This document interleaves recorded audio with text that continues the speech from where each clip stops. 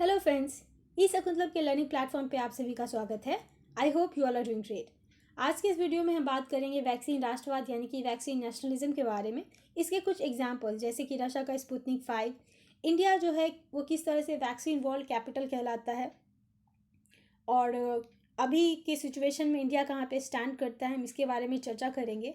Vaccine nationalism के कौन कौन सी कंसर्न्स है यानी इससे रिलेटेड कौन कौन सी चिंताएं हैं और आगे की राह क्या होनी चाहिए, इसके बारे में हम चर्चा करेंगे।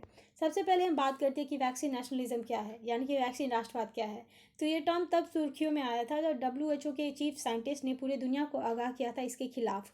उनका ये कहना था कि पूरी दुनिया को एकजुट होकर वैक्सीन का जो डिस्ट्रीब्यूशन है, इसका जो वितरण है, वो ऐसे सुनिश्चित करना चाहिए कि अमीर और गरीब देश दोनों को सामान्य तरीके से मुहैया कराया जा सके। तो वैक्सीन नेशनलिज्म क्या है? ये टर्म आपको सुन के ही इसका आपको अंदाज़ा हो गया होगा। ये ऐसी सिचुएशन है जब कोई भी कंट्री कोशिश करती है कि उनके नागरिकों को पहले वैक्सीन मिले किसी और देश के बजाय। तो ये एक रेस है जहाँ पे हर कंट्री जीतना चाहती है। और ये कैसे करेगी? जो वैक्सीन मैन्युफैक्चरर है, जो वैक्सीन जो बनाएंगे, उनके साथ पहले ही डील साइन करेगी, अग्रीमेंट करेगी, प्री परचेज अग्रीमेंट। यानी कि वो पहले से ही अग्रीमेंट कर लेंगी कि जैसे ही वैक्सीन तैयार होगा, पहला जो उसका जो डिस्पैचमेंट होगा या फिर उसकी जो डिलीवरी होगी वो उनके कंट्री को होगी। और साथ ही साथ वैक्सीन के डेवलपमेंट वो इन्वेस्ट भी करते हैं। तो हम सबसे पहले देख लेते हैं कि अभी पूरा का पूरा जो वैक्सीन है उसका सीन क्या है अभी के टाइम पे। तो देखिए, करेंटली कोविड-19 के वैक्सीन कम से कम 200 के करीब हैं, और उसमें से जो 27 है वो ह्यूमन ट्रायल्स के स्टेज में है। इसमें इंडिया का भी है।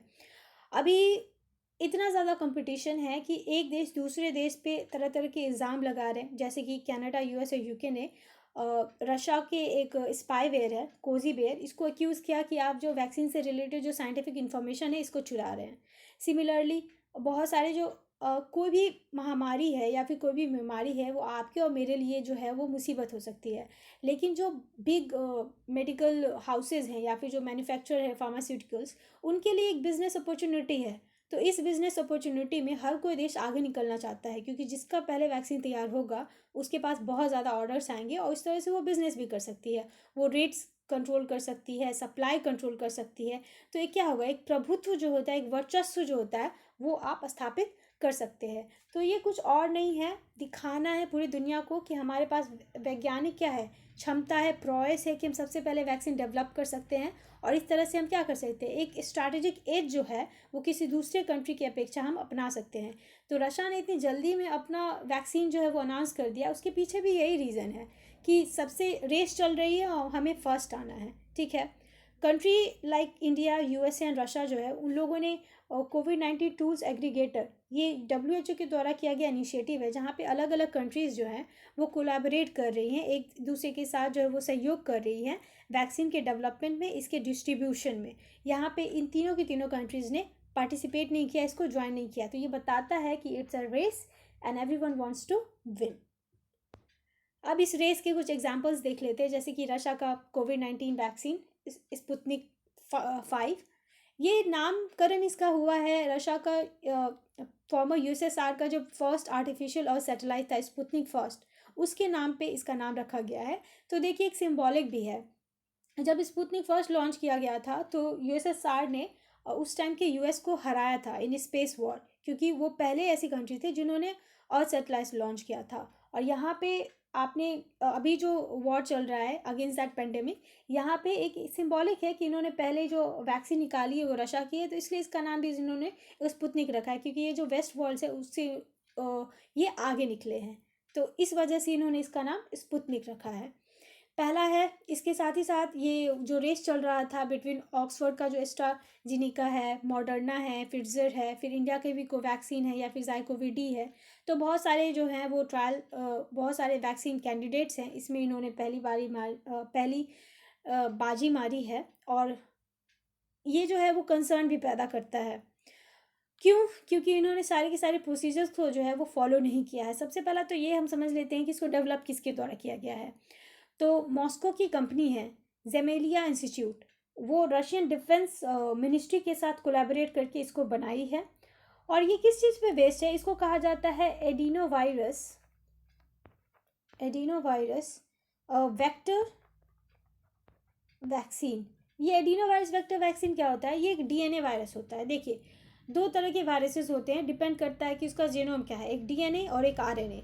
तो जो डीएनए वायरस होता है वो डबल स्ट्रैंड होता है, जो आरएनए वायरस होता है वो सिंगल स्ट्रैंड होता है। तो जो डबल स्ट्रैंड डीएनए वायरस होता है वो स्टेबल होता है, और जो सिंगल स्ट्रैंड आरएनए होता है वो अनस्टेबल होता है। तो ये जो एडिनो वायरस है ये डीएनए है, डीएनए वायरस है। तो ये अपेक्षाकृत क्या है, स्टेबल है। और कहा ये जाता है कि ये जो है क्योंकि जेनेटिकली मोर स्टेबल है और जो वायरस है वो म्यूटेट कर रहा है, तो जब हम इसको बॉडी में इंजेक्ट करेंगे तो हमारे बॉडी में हो सकता है कि इसके विरुद्ध पहले से ही इम्यूनिटी हो। तो वैक्सीन मतलब बॉडी को इम्यून करने की जगह हो सकता है ये जो इन्फ्लेमेटरी रिस्पॉन्सेज है वो दे, और ये हर किसी पे काम ना करे। Because of this adeno virus, इसका जो डीएनए कंपोजिशन है उसको लेके ये संशय, ये शंका जो है वो उत्पन्न की जा रही है। दूसरा ये है कि इन्होंने पूरा का पूरा प्रोसीजर फॉलो नहीं किया है। जो फेज़ 3 था, मैंने एक वीडियो बनाया है रिगार्डिंग डेवलपमेंट ऑफ वैक्सीन, आप हमारे प्लेलिस्ट में जाके इसको देख सकते हैं। वहाँ पे बहुत ही अच्छे से मैंने डिफाइन किया है कि what are the various phases of vaccine development. वहाँ पे जो फेज़ 3 होता है उसको, उसका जो पूरा का पूरा प्रोसीजर है कि वो हज़ारों लोगों पे टेस्टिंग की जाती है, उसको इन्होंने फॉलो नहीं किया है। सिर्फ 76 के आसपास लोग थे जिसको इन्होंने वैक्सीन दे के कहा है कि हमारा जो है वो अब हम लोगों पे इसको टेस्ट करना शुरू करेंगे। तो इसको लेके बहुत सारे कंसर्न्स है। इवन कि यूएस ने कहा है कि रशिया का वैक्सीन तो हम किसी बंदर को भी ना दें। तो ये एक बहुत अच्छा एग्जाम्पल है वैक्सीन नेशनलिज्म का, कि कैसे एक देश दूसरे देश के साथ एक रेस में लगी हुई है कि पहले हम वैक्सीन बनाएंगे तो पहले हम। अब हम बात करते हैं कि इंडिया कहाँ पे स्टैंड करता है इस पूरे रेस में। तो देखिए, इंडिया को जो है ना वर्ल्ड का वैक्सीन कैपिटल कहा जाता है। क्यों कहा जाता है? क्योंकि इंडिया जो है वो कोई भी वैक्सीन 3 टाइम्स चीपर बनाता है।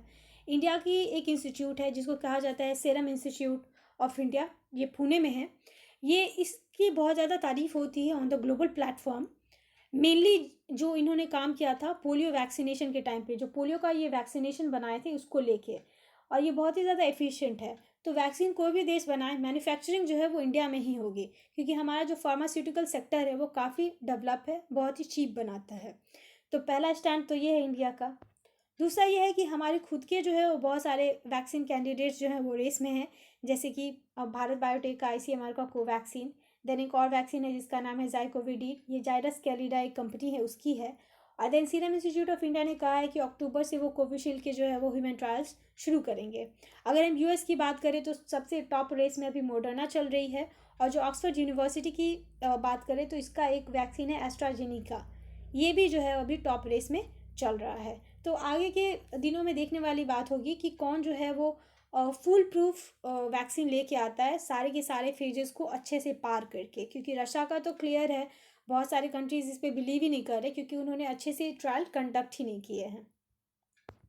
अब हम समझते हैं जो वैक्सीन नेशनलिज्म है इससे रिलेटेड कंसर्न्स क्या है, इससे रिलेटेड चिंताएं क्या है। तो देखिए, सबसे पहली चिंता तो यही है कि जैसा कि स्वाइन फ्लू के टाइम पे हुआ था, H1N1 पैंडेमिक के टाइम पे क्या हुआ था ना, कि जो भी हाई इनकम कंट्रीज़ थी उन्होंने जितने भी वैक्सीन थे उसको जमा करना शुरू कर दिया। और उन्होंने तब लो इनकम कंट्रीज़ को दिया जब उनको पता चल गया कि अब जो पैंडेमिक है वो उतना ज़्यादा सीरियस नहीं है।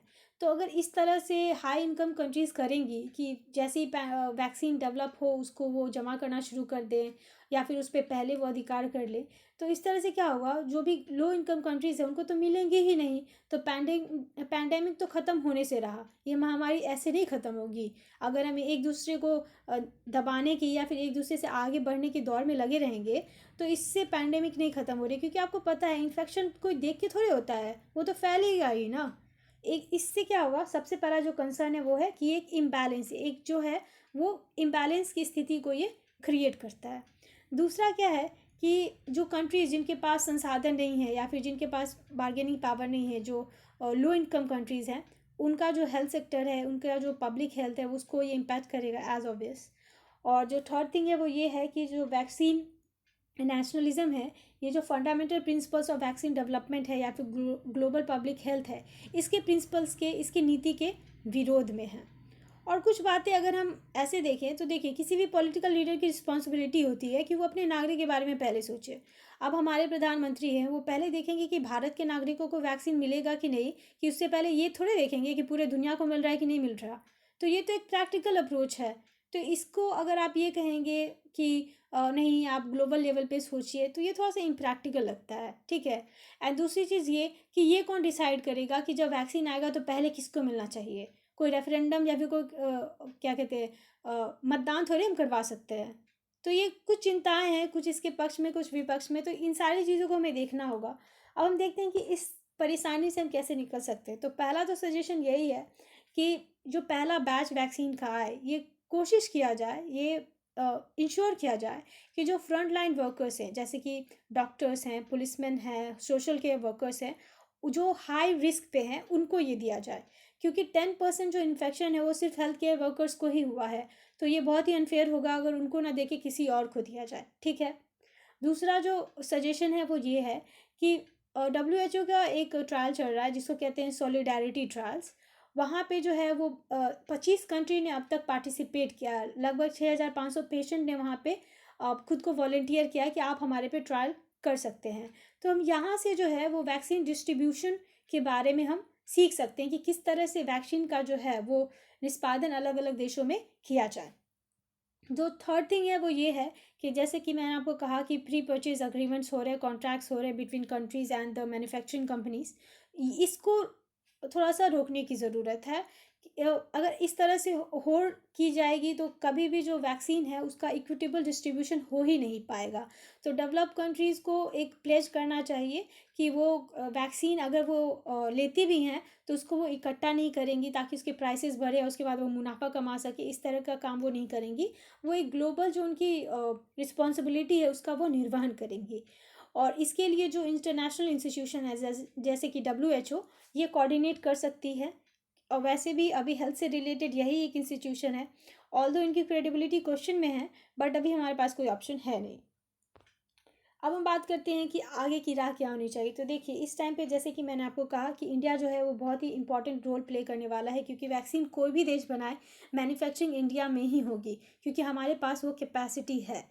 सेकेंड थिंग इज़ कि ये जो नेशनलिस्टिक अप्रोच है, ये जो राष्ट्रवादी अप्रोच है टुवर्ड्स दिस पैंडेमिक, इस महामारी के विरुद्ध, इससे कोई हेल्प नहीं होगा, इससे महामारी नहीं ख़त्म होगी अगर हम ऐसे करेंगे। तो यहाँ पर ज़रूरी है कि जो मल्टीलेटरल या फिर ग्लोबल अप्रोच है उसको अपनाने की ज़रूरत है वैक्सीन के डिस्ट्रीब्यूशन में, उसके निष्पादन में, ठीक है।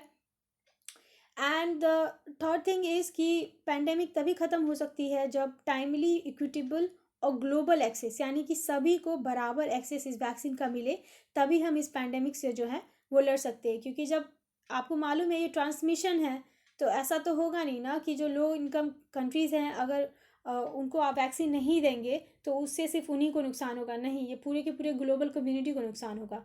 तो बहुत ही ज़रूरी है कि जो वैक्सीन हो उसका इक्विटेबल डिस्ट्रीब्यूशन हो, सभी को समान तौर पे इसका जो है वो एक्सेस दिया जाए। यही जो है वो वैक्सीन नेशनलिज्म का एक लौता सॉल्यूशन हो सकता है। तो this was end of this video friends. I hope you find this video informative. Comment section में लिख के मुझे ज़रूर बताएं कि आपको ये वीडियो कैसा लगा। चैनल को सब्सक्राइब करें, इस वीडियो को लाइक करें, ज़्यादा से ज़्यादा शेयर करें। अगर एग्जाम से संबंधित आपके मन में कोई भी प्रश्न है तो आप हमें मेल कर सकते हैं at ishakuntalam.edu@gmail.com। Thank you friends, happy learning.